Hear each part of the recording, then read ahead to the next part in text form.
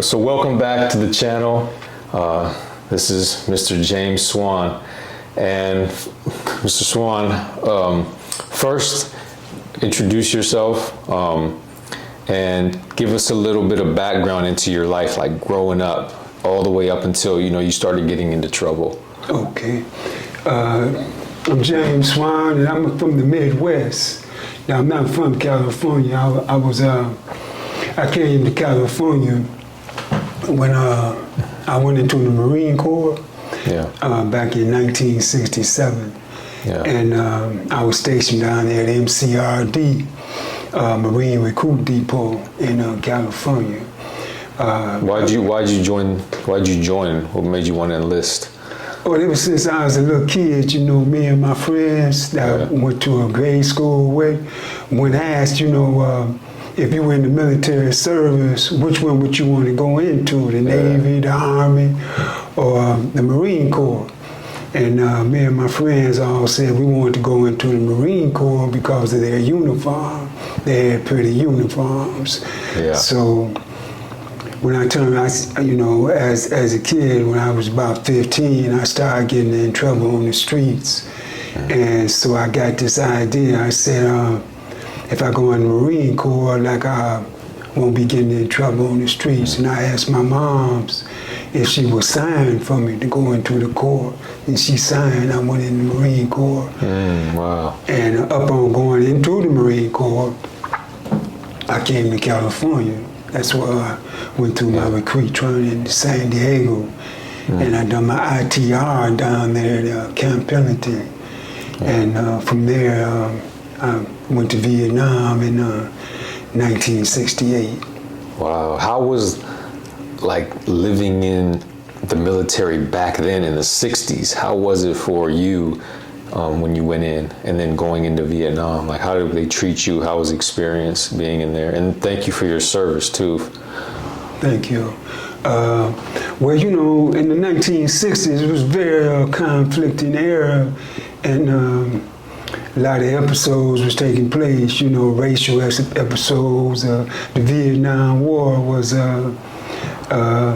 kind of heavy on everybody's mind back then.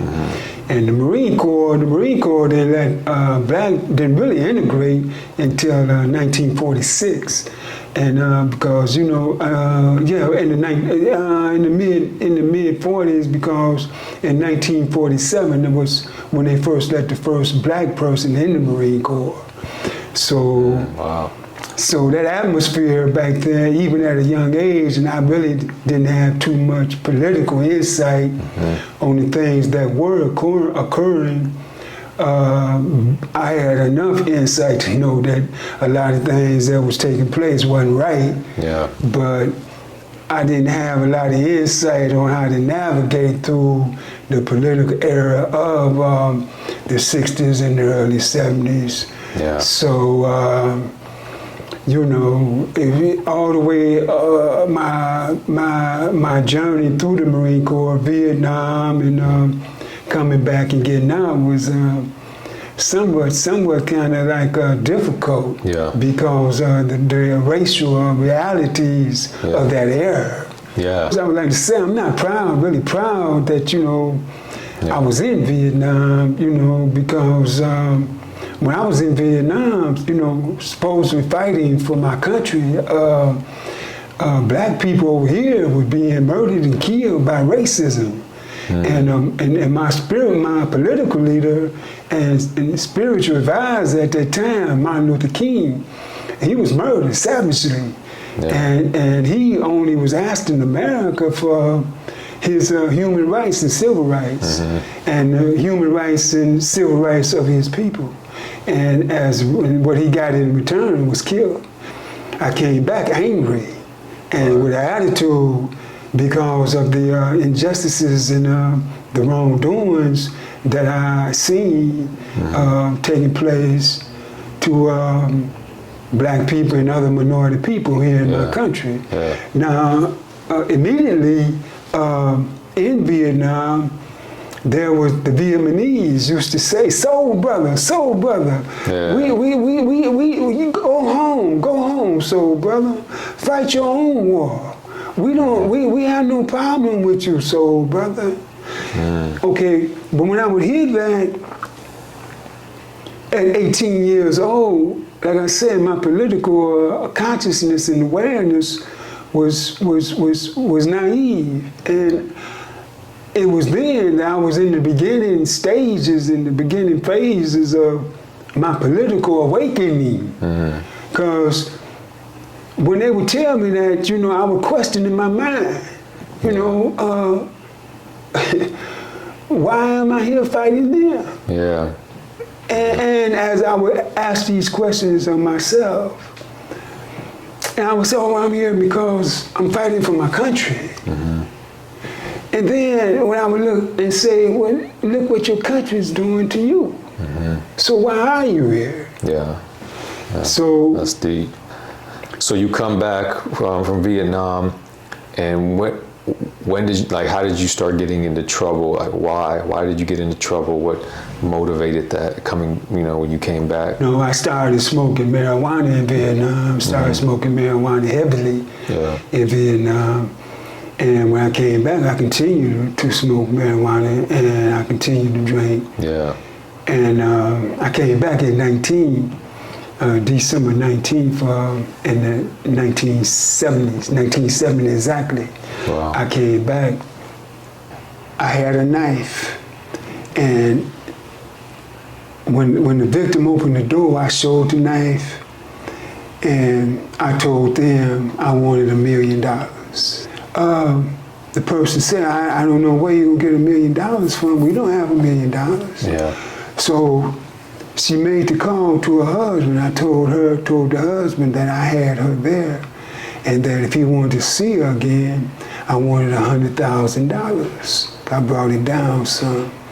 Okay, and he said that he didn't have $100,000, but he needed time to try to raise the money. He called other people, and those other people called the police. Yeah. And they had a police team called SWAT back then. Yeah. And they rushed the house, and they took me out of the house. The attorney said if I had to ask for 20,000, 10,000, I would have got that. Yeah. And that was my offense. That's what you went to prison That's for. what I went to prison for. How much time they give you for that? It carries life without the possibility of parole. Yeah. I took a plea deal for life in prison for a 7 to life. So you took 7 to life to avoid getting life without the possibility of parole, because, I mean, after 7 years you get to go for parole, you have a chance, right? Yeah. That's the idea behind it, but typically, especially back in the day, guys with 7 to life had been in there already 20 years, weren't getting out. So when you went in, how was the experience going in, and what year did you go in with 7 to life? With 7 to life, I went in 1978. I was sent to San Quentin, and I was in segregation in death row, on death row. At that time, it was called ASC. It was like being in Vietnam in the combat zone all over again, and it was race wars going on. It was gang wars going on, and I mean it wasn't knick-knack play wars. It was serious. It was people dying and getting killed every day. Yeah. And the prison authorities fed into the flames of the race wars and the gang wars that occurred back in the 70s and the 60s and the 70s. Yeah. They fed into the flames because the race wars and the prison wars killed off a lot of people and got a lot of people killed off. And most of the people that were getting killed off were minority people. Yeah.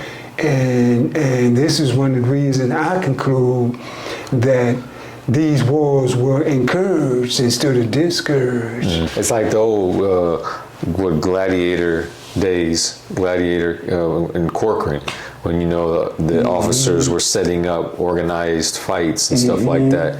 Yeah, and that was way after when you were in there, like when you first went in the late 70s. So I can only imagine back then how that was. They were setting, because they wanted to keep division. You know that, like they want people of color in prison divided because they fear the majority. They fear when a collective comes together and stands up for something. And so, but you recognize that, you know, just like I did. And so, like, you did how many years in prison total before you got out, and how did you get out? Like, how many times did you go to parole board? Like, how were you able to get out of that situation?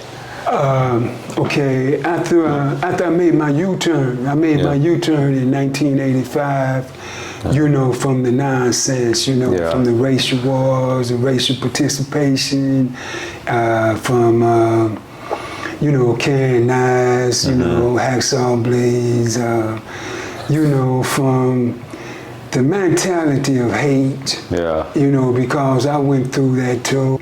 So much hate and violence, you know, coming from human beings, you know. And what inspired my U-turn is that I could not justify my hate, man. You know, and I cannot justify my actions of wrongdoing. I would try to think of excuses to justify my action. I tell myself, you know, I'm a warrior. You know, I'm a warrior. I'm a black warrior. I'm doing this to fight for my people, and I'm doing this and to do for this. I'm doing this for that, and all I was really doing it was just I was living in illusions. I was living in illusions. That were not justified. I had to look at myself, man, with the naked eye. I had to see in the end that I was a fake. I was a phony. I was a wannabe.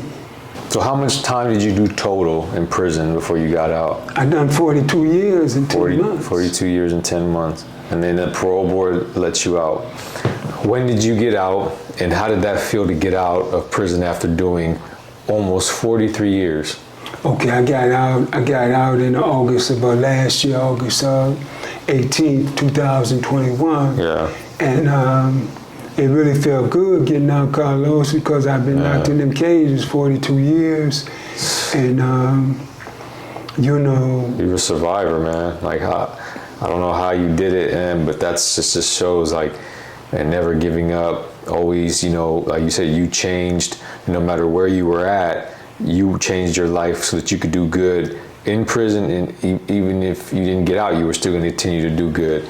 And that's powerful, man. Because, you know, I had reached the level and understanding that you do good, you know, regardless to the adversity that you encounter, but you continue to do it because you know it's the right thing to do. Exactly. When I got out, I didn't know how to text. I didn't know how to email. So, I mean. So then you get out 43 years later, and they're like, okay, now you got to go back into the world, and you got to learn how to use a computer. You got to learn how to use a smartphone. You got to learn how to do emails. And so how has that been for you? Have you been able to learn? Oh, well, now, you know, I mean, I felt, in texting and email, and I was asking, how do you do? I was asking everybody, how do you do this? How do you do that? I started feeling very incompetent. And so, like I said, I got to learn this stuff for myself. And so, like, I learned how to email, I learned how to text, I learned a little bit more about the cell phone. And no excuses. I improved, you know, to some degree. And then I said, well, I'm gonna go to college and improve my technology and take classes on the computer. And so, you know, I've learned a little bit more now about the computer. And I'm not as naive as I was when I first got out. You know, You've been learning, you've been growing since you've been out. And that's one of the things, is like being able to be humble enough to ask for help. You know, and I know you are, and I know I am, and that's what helped expedite our growth, I believe, so quickly. And for others out there, like, what would be your message to young people, or just anybody, I guess, like, who may have some doubt in their life? And, you know, you've been through just so much in your life. You've overcome so many things. What's your message that you want to get out there to people listening? I want to get out the message, you know, keep it moving, keep moving forward, you know, and no matter how much an evil mind, tells you can't make it, as long as you know that your efforts in the right direction to improve yourself and put your past behind you, and lift yourself up to high levels of elevation of wisdom, insight, wisdom and understanding of yourself and your community and other people and your God, your higher power, and our Creator, which is our God, to do that, keep moving forward within that, because you can do it, and don't stop, because, just like you have positive, you have positive energy, you have negative energy also. And, some people try to hold you back because they don't want to see you reach your highest potential. True. But as long as you keep moving forward, you can have a better chance at reaching your highest potential. Because you keep moving forward no matter what you're going through, life in prison, you just keep moving forward and never give up. This man has so much wisdom and knowledge and just so much to bring to the world, and I thank you, man, for being here. One last word of advice to the people out there that you want to give before we go. You see somebody eating out of the garbage can and they don't have no shoes on their feet. And, if you got thousands, or if you got even millions, in your bank account, before you leave home, put a little change in your pocket, put a few dollars in your pocket, just for that purpose of walking up to that person that's digging in the garbage can, barefooted, nasty and dirty, got a nasty blanket around him, because in that blanket he got around him, that was his bed, sleeping on the sidewalk the night before.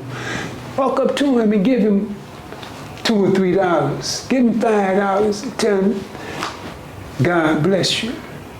I'm just saying, that man eating out that garbage can, that woman eating out that garbage can, them little kids eating out the garbage can, barefooted in the street, those are our sisters and our brothers. Those are God's children. Reach out. If you got millions, if you got thousands, me, myself, I get SSI. I don't get nothing but $1,000 a month and some food stamps. I'm giving for my SSI. I'm taking people in the supermarkets, Ralph's in the supermarkets, buying them food, telling them to shop. I'm doing that for my SSI, my food stamps. Then just give to your sisters and brothers. They're your sisters, they're your brothers, because we're all a part of the same race. We're all a part of humanity. And Jesus said that makes us sisters and that makes us brothers. I know a lot of us haven't learned it yet, but it's real. Thanks, brother. Yeah.